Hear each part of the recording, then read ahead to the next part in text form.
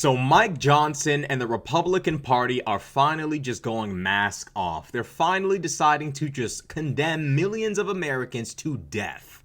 They are now unveiling Medicaid cuts to make up for the tax cuts they've put in place, not for you, not for me, but for the rich, the ultra wealthy, to make up for the tax cuts they've granted to individuals who already have enough money to last them probably 10 lifetimes. To make up for that, they are now taking money away from the healthcare of the average everyday working American. And we are supposed to continue to pretend like the United States of America can survive this political party. We are supposed to pretend like this country can survive conservative ideology, and it most certainly cannot.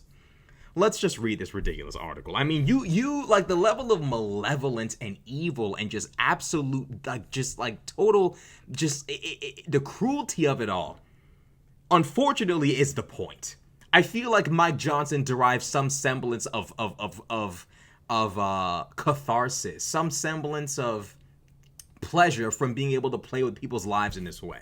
House Republicans unveil Medicaid cuts that Democrats warn will leave millions without care. House Republicans have unveiled the cost-saving centerpiece of President Trump's big, beautiful bill, at least $880 billion in cuts, largely to Medicaid, to help cover the $4.5 trillion in tax breaks. Tallying hundreds of pages, the legislation revealed late Sunday is touching off the biggest political fight over health care since Republicans tried but failed to repeal and replace the Affordable Care Act, or Obamacare, during Trump's first term. Now understand, they say repeal and replace, but what they mean is repeal. They have no replacement for any of this. They have no intention of taking any sort of better plan and putting it in place. The Republicans, reminding you, were the ones who gutted the Affordable Care Act, turned it into what it was. Now, of course, it was better than nothing, but better than nothing is not necessarily acceptable in the era and times that we live in. We should have way better healthcare in this country, but the reason why the Affordable Care Act was so lackluster and so beneath the expectations we would have for a nation of this level of economic and social prosperity is because of the Republican Party. They gutted it, they destroyed it, and then presented it to the American people and said, "This is how you know government doesn't work. The government doesn't work." And it works every time. Conservatives gut and destroy something meant to save people's lives and benefit everyone, and then present this husk of what it was supposed to be, and then say government doesn't work. And the American public is none the wiser, because paying attention to politics is like watching paint dry.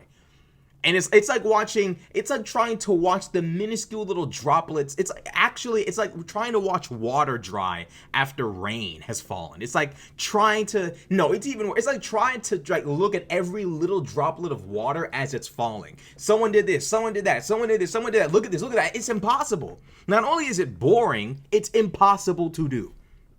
And they know that. And Mike Johnson's incredibly aware of how cumbersome and boring paying attention to every single political event actually is. And this is what he relies upon. The article goes on to say, while Republicans insist they are simply rooting out waste and fraud and abuse to generate savings with new work and eligibility requirements, Democrats warn that millions of Americans will lose coverage. A preliminary estimate from the nonpartisan Congressional Budget Office said that the proposals would reduce the number of people with health care by 8.6 million. Now, when they say we're looking to root out waste and fraud and abuse to generate savings with new work and eligibility requirements, what they are referring to, in case you guys forgot, remember that video of Mike Johnson pointing the finger at straight white males in their mom's basement playing video games? Mike Johnson did the thing. Mike Johnson comes out and says these young men who are just sitting at home doing nothing but playing video games, they're draining the system. We're going to get rid of them to save America money. That's literally how far they're willing to sink. To stab the knife into the back of one of the demographics they've successfully conned into supporting them just to cover up their scheme to enrich the rich and destroy the poor. Just kicking straight white men down the flight of steps. With a smile on his face, by the way. He thought that was going to hit. He thought that shit was going to hit right in 2025. Shitting on straight white males on the internet was going to work. Bro, it's 2025. It ain't 1995. We're attacking the young. They're playing too many video games. They're killing people. Like, stop. You know what I mean? Like, let me guess. Mike Johnson's gonna make a YouTube video condemning GTA 6. Like, I mean, like, what's next? But the reality is, what's even more hilarious, what's even crazier, is we've spoken about the fact that, you know, Republicans are very much reliant upon Medicaid, especially in these, you know, rural southern areas, you know, rural or not, a lot of red voting individuals are reliant upon Medicaid. They're reliant upon the Affordable Care Act. They're reliant upon food stamps, et cetera, et cetera. Y'all wouldn't be surprised to find this out. This isn't really a surprise to any of you. But Mike Johnson is the representative, or should I say the Duke, or the Count, or the Lord of the 4th Congressional District of Louisiana. I don't really know if he considers himself an elected representative. I think he considers himself more like a Duke. The Duke of Louisiana's 4th Congressional District, Mike Johnson, has a high Medicaid coverage rate, meaning 32.8% of the population under 65 is enrolled in Medicaid within Mike Johnson's district. So here you have an elected official who's meant to represent your goodwill, meant to represent your benefit in the federal government, actively plotting and scheming to literally kill you. This is insane. It's incomprehensible. And the reality is not a single one of his voters is any the wiser. They don't know, and frankly, I think a lot of them don't care. They just don't give a shit. And this is the reason why I say all the time, it's incredibly important to educate the next generation on what conservative governance actually looks like. Because if you're not paying attention and you vote for these people, you will find yourself having nothing. No health care, no groceries, no home, no nothing. These people are driving up the price of everything. This individual is willing to allow his constituents to die, to do favors for rich people, the majority of whom he's never even met, all to enrich himself. These people are insanely demonic. They're crazy people. You will own nothing and be happy. Ironically enough, is now it's literally now the rallying cry of the right. They were crying about this when Biden was in office. We can't afford eggs. Nobody believed that, by the way. To now saying it's actually okay if we can't buy a house, if we can't live out the American dream, if we can't afford eggs, if we can't afford bacon, if we can't afford anything, because Donald Trump's vision and dream for the future is more important than our ability to live a happy, healthy, and comfortable life as American citizens.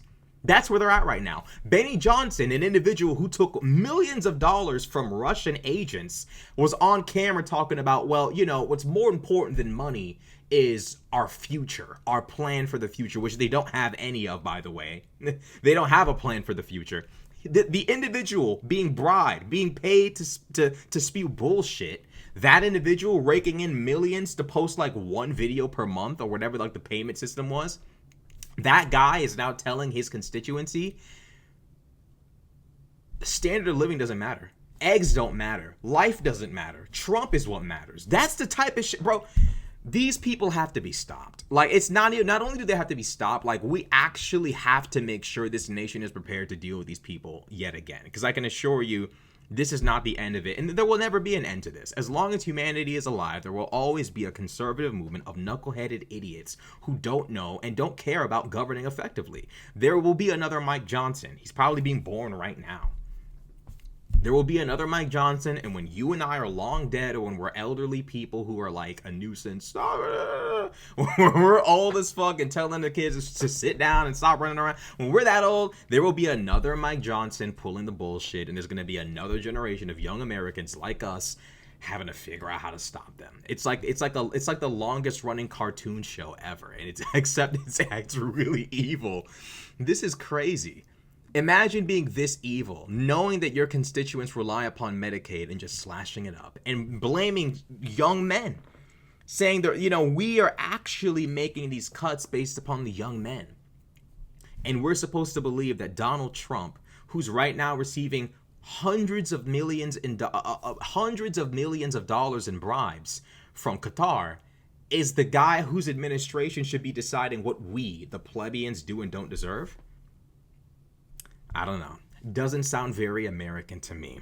This reeks of monarchy. This reeks of aristocracy. This reeks of regressive bullshit that I thought we left behind ages ago.